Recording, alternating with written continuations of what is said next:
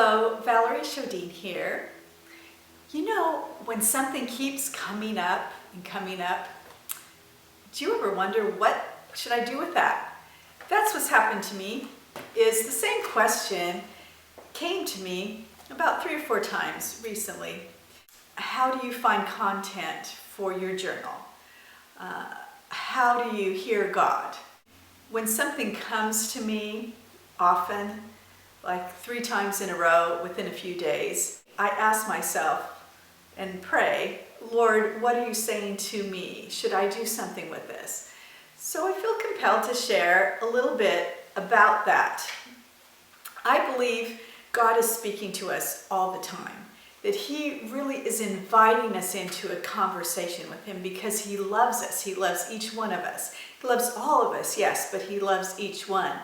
And so He is going to speak to each one of us a little bit differently, just like I have different relationships with different people, and we connect on different levels. God is willing to come to wherever I'm at and to speak in a language that I can understand and know Him better.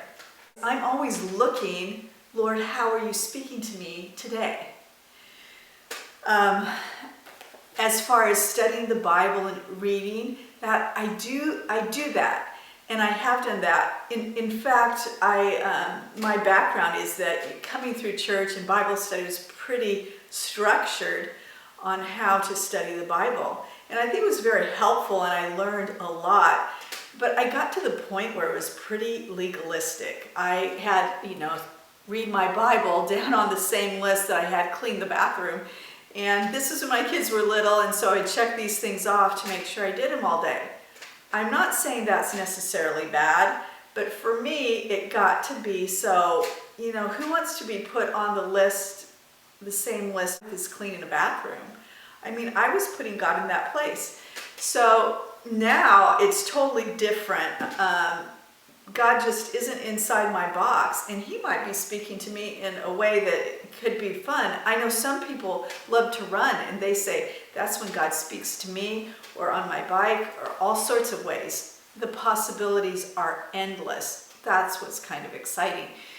So when I was asked about how to study the Bible, and particularly on this one post that I did that involves this spread here, I kind of laughed because there are verses on here from the Bible. I did end up reading the Bible and praying and all of that, but it actually started when I was looking on Pinterest.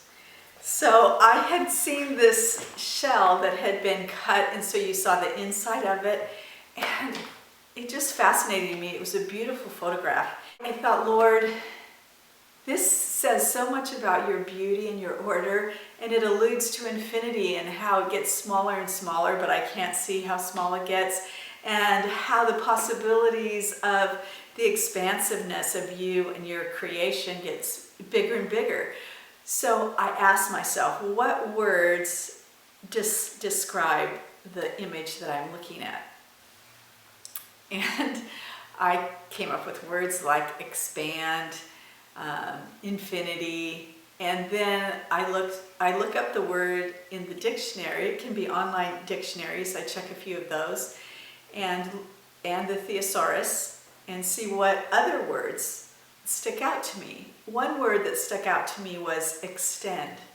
So I took the word extend, you see here, and then I looked that up on BibleGateway.com, put it in the search box, and checked some different versions of the Bible, and found one that had extend with a verse that seems so applicable, and that's 1 John 3:1 in the Message.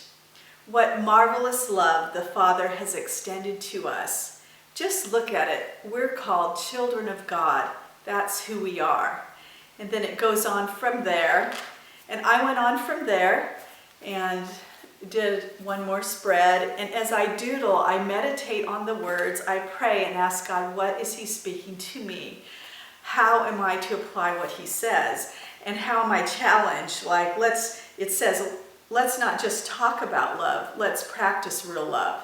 This is the only way we know we're living, truly living in God's reality. Okay, that's challenging for me. How do I love? How can I love better? And all that. God is speaking to each of us all the time. He's inviting us into what he's doing. That's exciting. I feel like I'm invited to a party, and who knows what's going to happen next. So today, God's going to speak, and my job in a fun way, is to look and listen and be open to what he's saying.